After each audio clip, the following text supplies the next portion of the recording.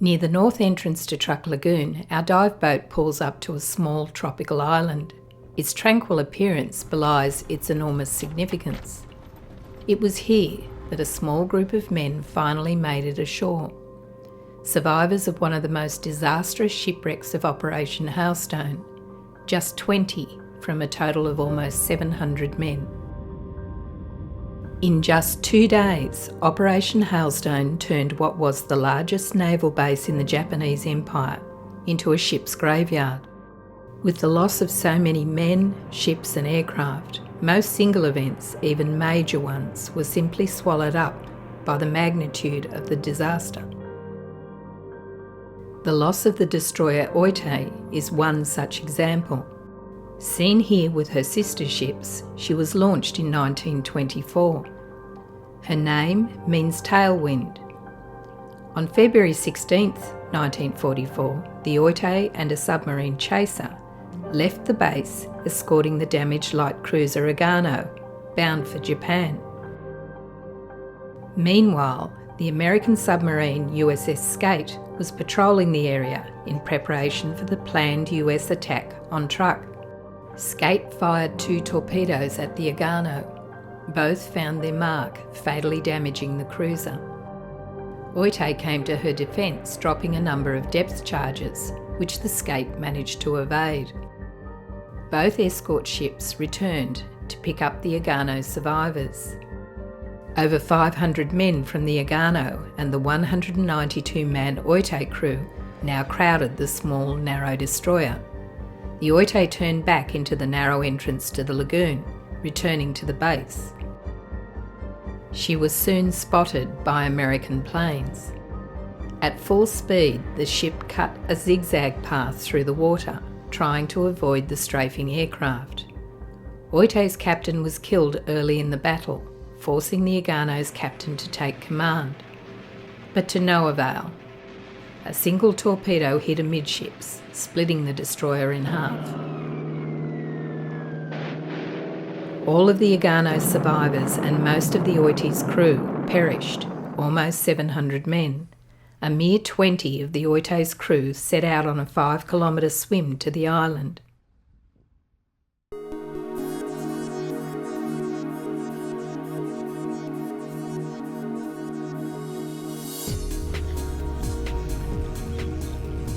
Located 20 kilometres from the Blue Lagoon resort, it's a 45-minute boat ride to the wreck site. It is usually buoyed and in fine weather is reasonably easy to find. On this occasion we had a GPS, always handy just in case the weather closes in. As I was the only one filming, I was usually first in the water. On occasions, especially at this site, one gets to see these guys. A large school of juvenile oceanic whitetips. It was this species of shark that was responsible for many of the attacks on World War II survivors. The most famous occurring on the crew of the USS Indianapolis.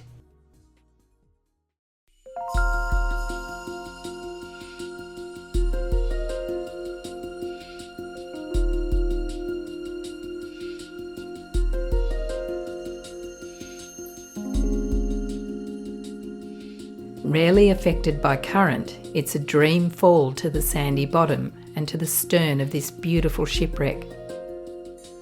The first view being the deck gun near the stern.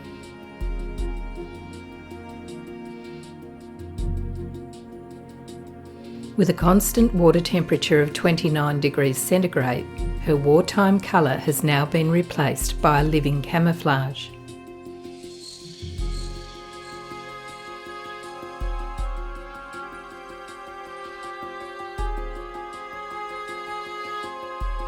First divers down often encounter small reef sharks on the line and schools of inquisitive jacks.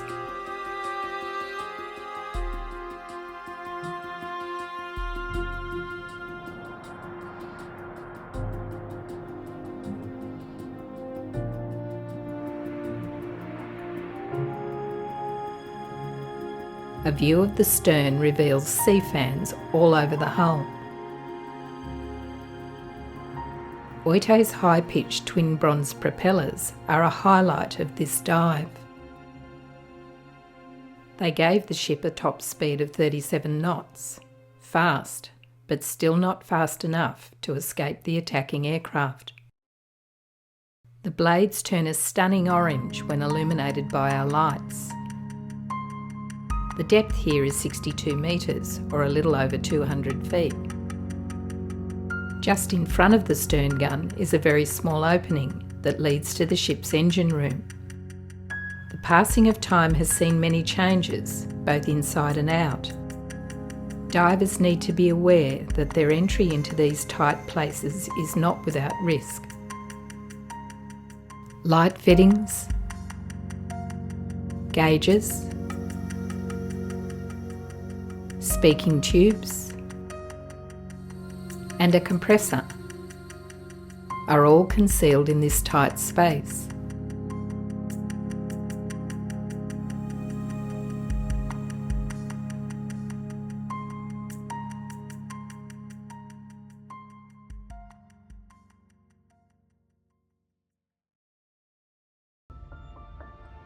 The Oite, once split in two, remained momentarily on the surface before plummeting to the seabed. Both sections sank at the same time, coming to rest only 30 metres apart. It's a short swim from the stern to the forward section of the wreck. Landing upside down, her bridge was crushed on impact.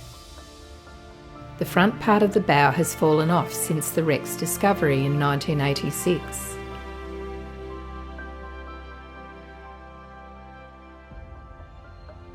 Here we see the anchor chains on the forecastle head and the ship's port anchor.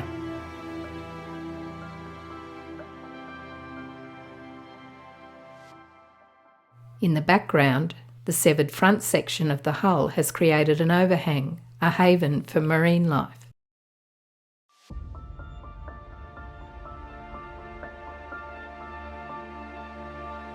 Revealed here is the very bottom of the ship, the remains of the keel. Without our lights, this stunning colour would be lost to the depths.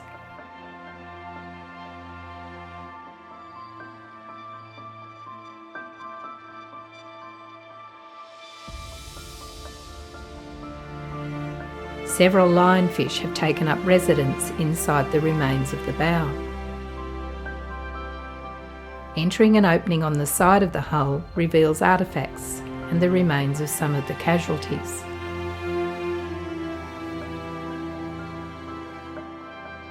Most of the remains were removed by a team of Japanese divers in the mid-1990s and cremated in a religious ceremony giving the lost men traditional Japanese funeral rites. Still visible is one of a pair of 21-inch torpedo tubes that were positioned just in front of the now crushed bridge.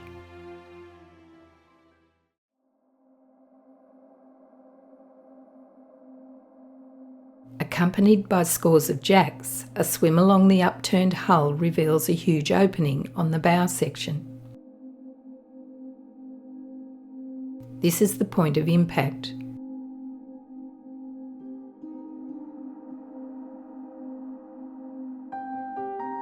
We see an upside-down world with twisted metal, severed cables, and valves frozen in position.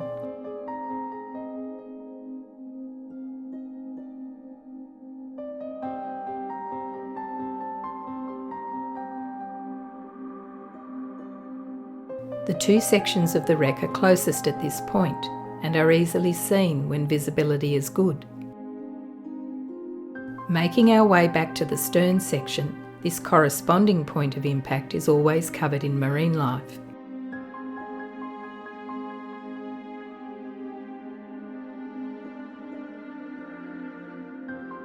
As the incoming American aircraft made attack after attack, it's not hard to imagine hundreds of sailors with nowhere to hide from the deadly spray of machine gun fire along this deck.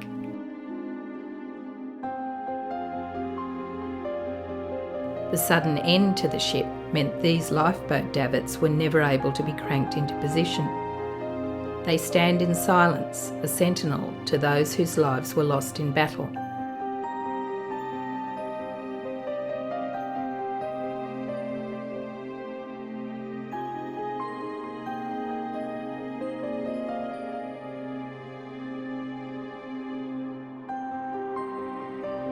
This circular ring fixed to the deck is the base mount for the revolving torpedo tubes of the stern.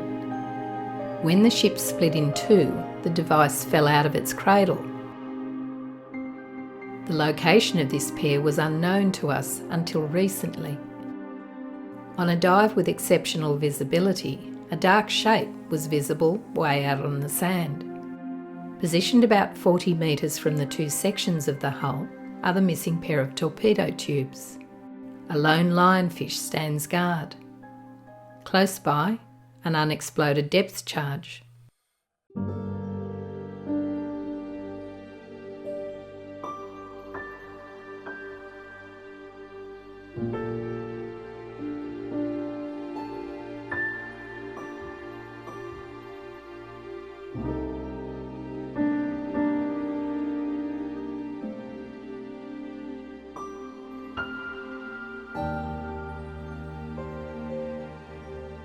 Oite's stern gun. The ship carried 3 of these guns, the others lie beneath the bow wreckage.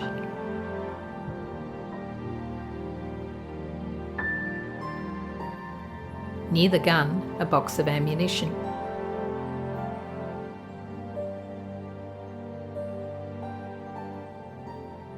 In 1998, an encrusted bell was found by divers in a room just below the gun. Initially, it was thought the bell may have been recovered from the sinking Agano, but with no name on the bell, its identity remains a mystery. Eventually recovered by Blue Lagoon staff, it now resides in the museum at the resort. Further back towards the stern is a twin-barrel 25mm machine cannon. Still pointing skyward, no doubt it was firing right to the very end.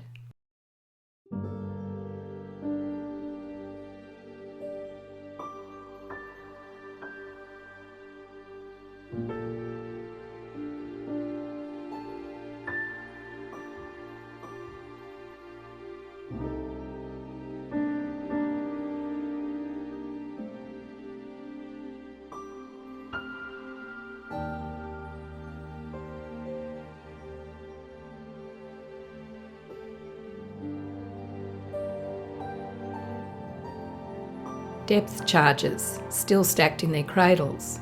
They appear harmless enough now.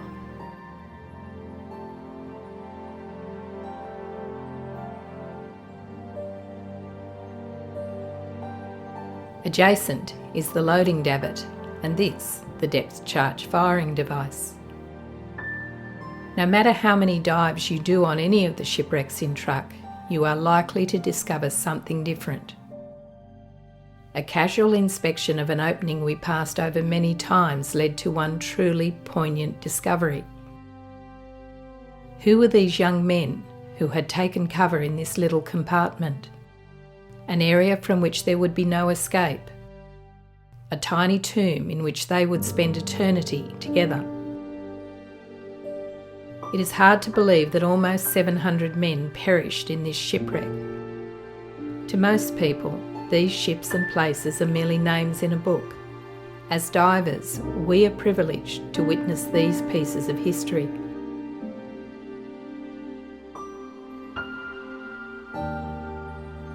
The Oite has achieved legendary status among wreck divers. Its remote location and the almost certainty of clear water make this wreck one of the most sought-after dive experiences in Truk Lagoon.